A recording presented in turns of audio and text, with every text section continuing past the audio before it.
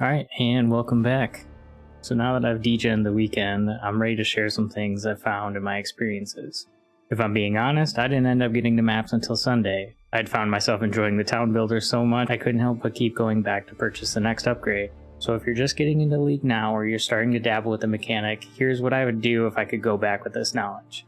So the town starts with just a tavern and you need to unlock the recruiter so that you can hire people. Further upgrades to the recruiter will give you access to higher rank people and specialties, but keep in mind that it makes your rerolls also cost more, so I wouldn't advise blitzing this. I'd done this and found out that I could burn through a day's worth of worker wages just trying to hire a couple guys.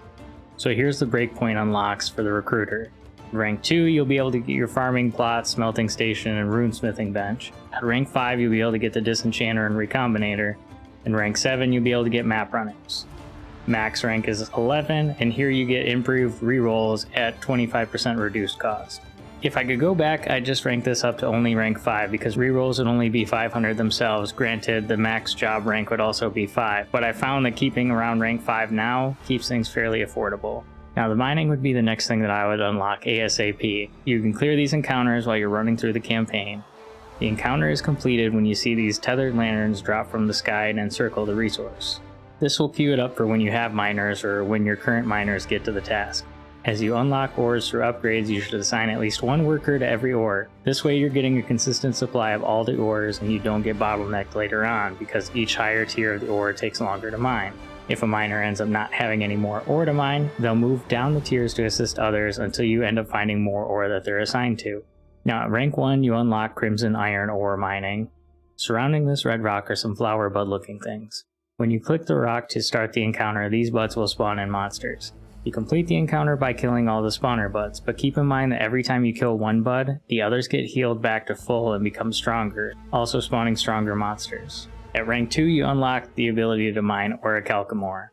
Approaching this stack of rocks will show a symbol of energy like something straight out of the Doom series. Clicking this stack of rocks will start the encounter and spawn beyond demons. Just kill the waves that spawn, but be careful as the symbol is creating either high damage lightning or meteors to strike the area. Completing the encounter will give you this power similar to a shrine, but it doesn't count as a shrine. Also take note that you can't right click the icon in your buff bar to try to remove it like you would a shrine. At rank 3 you unlock petrified amber ore. This one will look like a yellow tree. Before clicking it, take notice of the patches of spiky grass in the area. When you click the tree, you must kill the monsters that spawn from these patches. Similar to Blight, the monster's primary goal is to hit the tree, but if there's a particularly tanky rare left, you can sometimes distract them by putting yourself in between them and the tree. The remaining health left on the tree is the amount of ore that you'll receive. Now at rank 4 you unlock bismuth. You'll easily notice bismuth based on the encircling tornadoes. Completing this encounter simply requires you just to touch it. This gives all the rare and magic monsters in the map an additional elemental modifier, which increases their quantity and rarity of drops. I found myself full clearing zones with this just for the gold drops themselves. Keep in mind these areas are not one day AFK in. Even though they pushed a patch to decrease the damage the tornadoes do, I still think they're going to hurt. At rank 6 you unlock the last ore of Verisium. Verisium really is pretty rare, but that's not the hardest part. When you find the silvery blue ore, to start the encounter click and hold. There'll be a meter that will start to go up. This is the amount of ore that you are trying to harvest.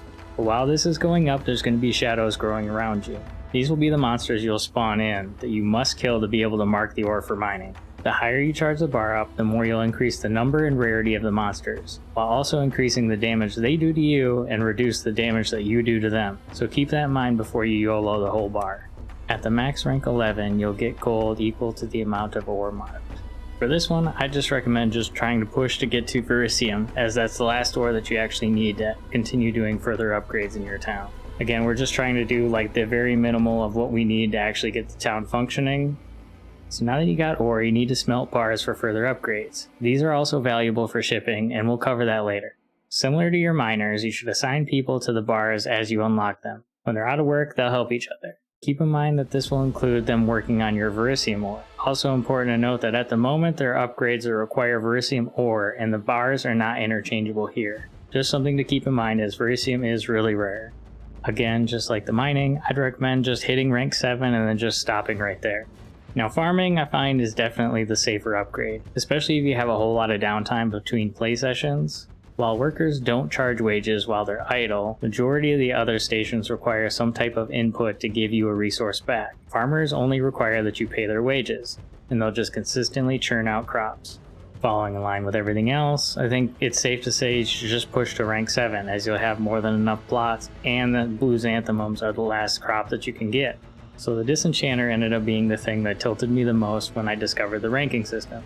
I was originally under the impression that we could disenchant everything, and that further upgrades just increased the disenchant speed and gave you more thaumaturgical dust. But you have to rank up the Disenchanter to be able to disenchant different rarities. Now when you talk to Rog and you select disenchant, he'll open up an inventory. Putting an item in here will mark it for disenchant, where over a period of time will destroy the item and give you thaumaturgical dust. This dust is valuable for runesmithing, recombinating, and even shipping. Now the amount of dust you get back increases as the level, rarity, number of mods, and tiers of those mods increase. You can see how much dust you'll get back when you put the item in the Disenchanter.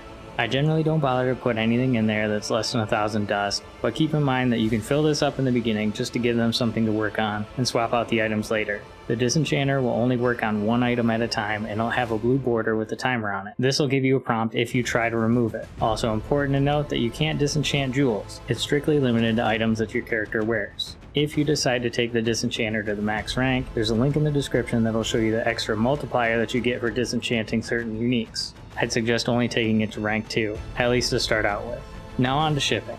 This is where you can make money passively, and it works hand in hand with your farming. You'll start with only one ship in closer ports, and that's fine because majority of my gold spent on workers is on farmers and then these guys. The more items you put on the ship, the more you increase the value of the shipment, and therefore also increases the risk meter of something bad happening. The further the port will also increase this risk meter and the time it takes to get the shipment back. Now the risk can be mitigated or reduced by adding more workers, specifically those that are specialized in sailing, and then also having higher ranks in sailing. Hovering over each port will show items as a sort of order. When you complete this order, you'll get a bonus back, which for me has been mostly unique items. Keep in mind you don't have to complete this order in one shipment. You can do it in multiple trips if you'd like. Outside of the orders, giving them certain items to certain ports will result in you getting an almost deterministic category of items. This can be seen here on this graph. Take note that the Kalguran ports can send you runes back, while the Karui ports can send you tattoos back. Now on the orders that are asking for minerals, I should note that your smelted bars count for 5 ores. Now you can increase the value of your shipment by adding thaumaturgical dust that acts as a multiplier. It seems the breakpoints are 100, 1,000, and 8,000 before you start getting severe diminishing returns. My recommendation would be hitting rank 7, as Kalgur is one of the longer shipments. If you're one of those people who are going to have multiple long play sessions here, it's probably better just to stop at rank 6, that way you have 2 ships that you can keep sending to closer ports. Now the runesmithing bench is pretty straightforward. Each upgrade will require at least 1 rune of the next tier higher and a good chunk of gold. I didn't prioritize this, and after seeing the list of enchants, I'm not really in a rush to unlock this either. But there's a link in the description to the list of crafts that might be ideal for your build. Now the Recominator is another one that I really didn't prioritize. I really didn't mess with Recombinators back in Sentinel League, and instead found it better to sell them off to crafters who knew better.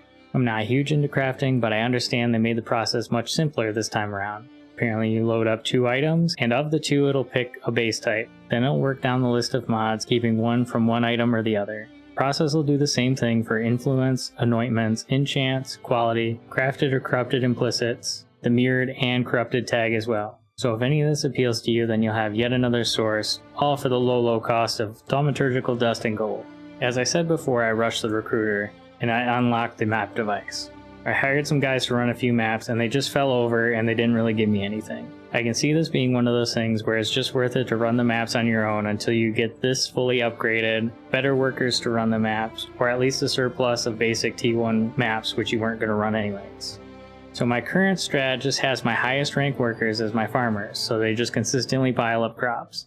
I've kept cheap miners and smelters. Because I pushed unlocking the ores and smelting when I ran through the campaign, I didn't find myself really being short on anything except for gold. If you keep things at my recommended ranks, then you shouldn't price yourself out of too much, and you can just slowly upgrade everything else as you get more money. I'll follow up on the bosses, but so far I've only fought the pirate boss and it was bugged. Alright, that's all I have to share on Kingsmarch, and I'll see you guys in the next one.